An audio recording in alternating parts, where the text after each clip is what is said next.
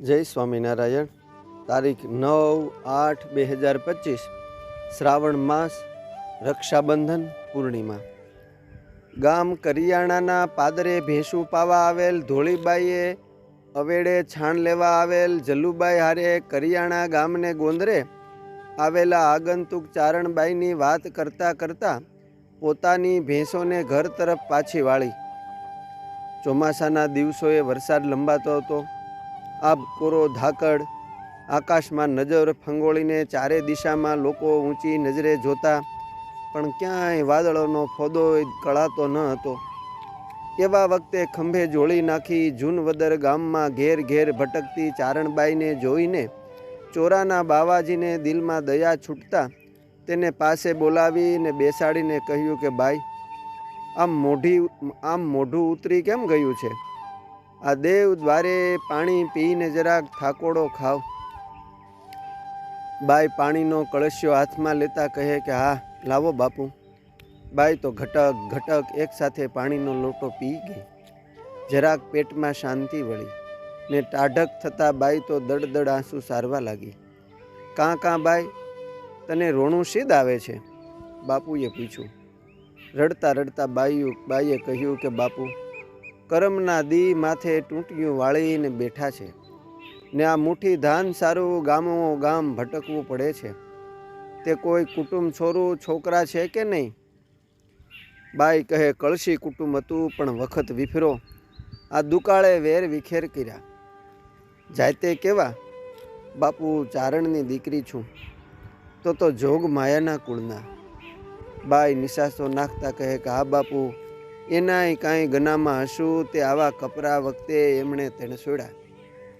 બાપુએ એને કહ્યું કે તો આમ ભટકીને જીવન કેટલું ખેંચજો. ક્યાંક આશ્રમ દેવ જગ્યામાં પીર થાવ ને. બાપુ, પીર થવાય એવું ઠેકાણું મળે તો ને. બધે જોતી આવું છું. ધર્મની ધજાયું નીચે કેટલાય ઠેકાણે વરુ શિયાળ કૂતરા ભોગીઓ બેઠા છે. એનો ભરોસો કેમ કરું? ચારણ સાથે હતો, પણ અધવચ્ચે ગામતરું કરીને હાલી ગયો.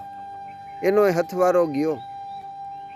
બાપુ કહે બાઈ, અહીંથી હવે ચાજુ છેટું નથી. 5-7 ગાવ જઈશ એટલે કરિયાણા ગામ આવશે. ત્યાં કાળો મકવાણો કરીને શેઠ સગાળસાનો અવતારો હોય તેમ રોટલાની પરબ બાંધીને બેઠો છે. ભૂખા દુખાનો એ ટેકો છે. હમણાં નવો પંથ ગઢડાએ નીકળો તે પંથમાં એ છે, પણ એણે કોઈ પંથના વાડાના ભેદ નથી. બાવાજીની વાત સાંભળીને ચારણબાઈના પેટમાં પાણીએ ટાઢક વળી.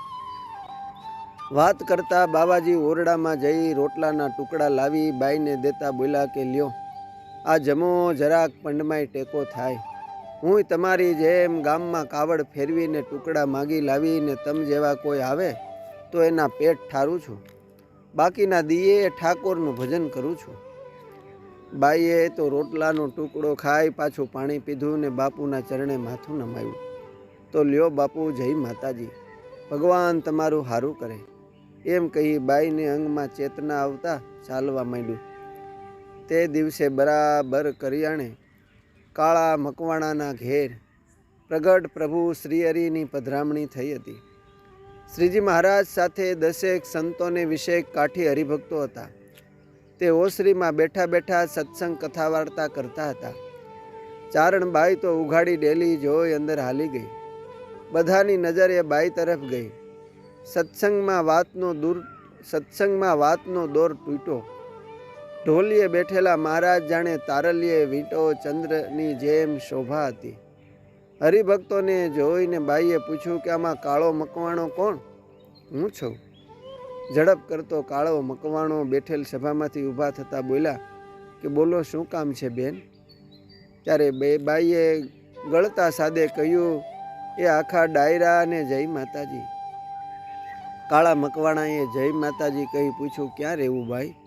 કેવા છો? અરે મારા વીરા, છઉ તો ચારણ. મલકમાં દુકાળે ભરડો લીધો તે વખાની મારી ધણી હારે નીકળીને અધવચ્ચે ધણી રોકાઈ ગયો. ભટકતી એ જૂનવદર ગામે આવી. ત્યારે ત્યાંના રામજી મંદિરના બાવાજીએ રોટલો ને પાણી પાયું. પછી તારી વાત કરી કે તું આ પંથકમાં શેઠ સગારસાની જેમ ભૂખા દુખાના પેટ ઠારે છે, તે સાંભળીને અહીં આવી છું.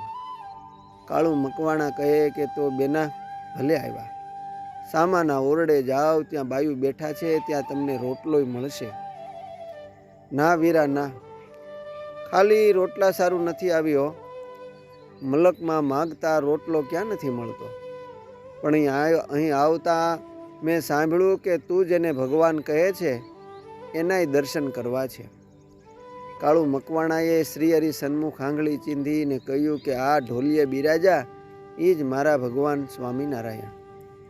ચારણબાઈએ તો ઝડપ કરતી જોડીમાંથી દોરાનો દડિયો કાઢી 5-6 દોરા ભેળા કરીને કહ્યું કે હે સ્વામિનારાયણ, મારા વાલા, તારા ઘાંઘલા લઉં, તારા ભામણા લઉં, તને આ દોરી બાંધું, તારા બધાય કોડ માતાજી પૂરા કરે. એમ કહી મહારાજ સામે આગળ વધી હાથ લાંબો કર્યો. મહારાજે પણ સામે હાથ લાંબો કર્યો એટલે બાઈએ તેને રાખડી જેમ દોરો બાંધ્યો. મહારાજે કહ્યું કે બાઈ, તારે શું જોઈએ છે? કાંઈ નહીં મારા વીરા, આ ખોળિયું ટકે ત્યાં સુધી આશરાનું ઠેકાણું શોધું છું. તો મારે ત્યાં જ રોકાઈ જાવ ને? કાળા મકવાણાએ કહ્યું. કાળા મકવાણાએ રસોડેથી એક બાઈને બોલાવીને કહ્યું કે તમારો જીવ જંપે ત્યાં સુધી કોઈ ખૈસ એમ નહીં કહે.